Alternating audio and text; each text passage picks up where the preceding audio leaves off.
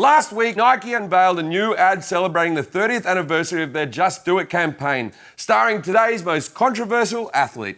Believe in something, even if it means sacrificing everything. Don't ask if your dreams are crazy.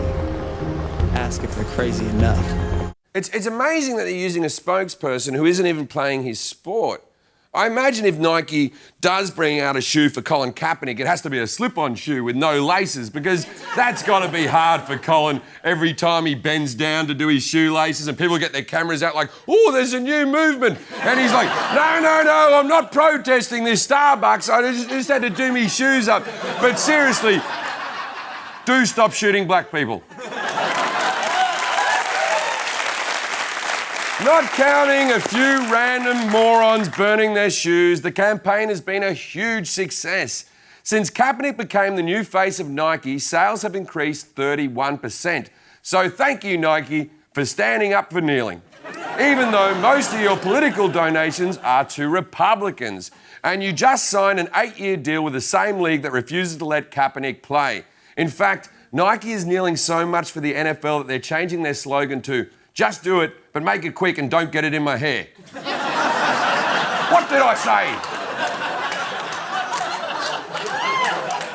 But people are smart. Who could ever be duped into supporting a conservative company that also happens to have a well-known history of labour abuses? Some freedom-friendly Nikes. Yeah, that's right. That's right. As a salute to Colin Kaepernick, to Nike, congratulations on your fantastic choice. Thank you so much. All these years later, and Jim Carrey is still talking out of his ass.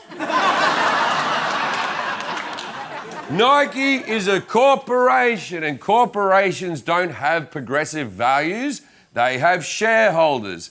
Nike didn't hire Kaepernick because they care about social justice. They hired him because you care. Corporations have interests.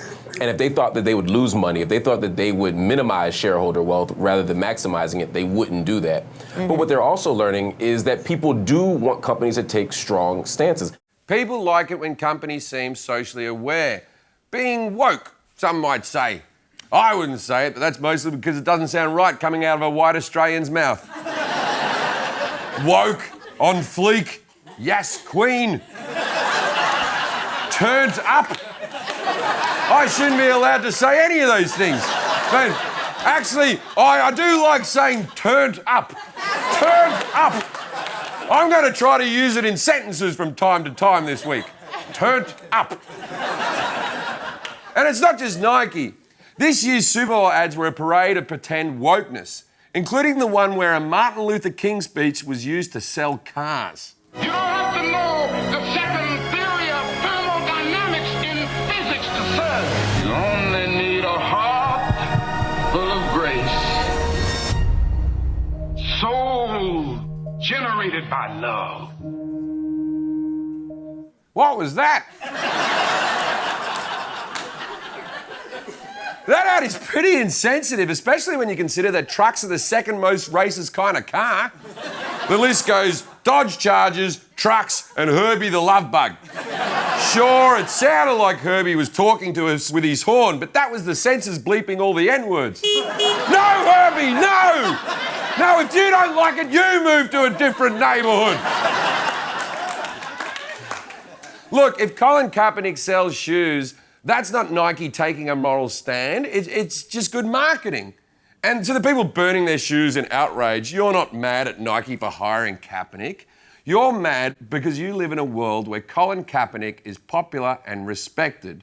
Destroying shoes you already purchased doesn't affect Nike sales one bit. If you really want to get them where it hurts, then you have to hit them at the source. Like, I don't know, you burn down a Nike factory, or you should burn down an Indonesian child who makes the sneakers, or just a regular Indonesian child, or burn down the cows that the material comes, or burn down the grass that the cows eat. Burn it! Burn it all! Just do it! Burn it! Sorry. Let's not burn anything. I got a bit turned up there.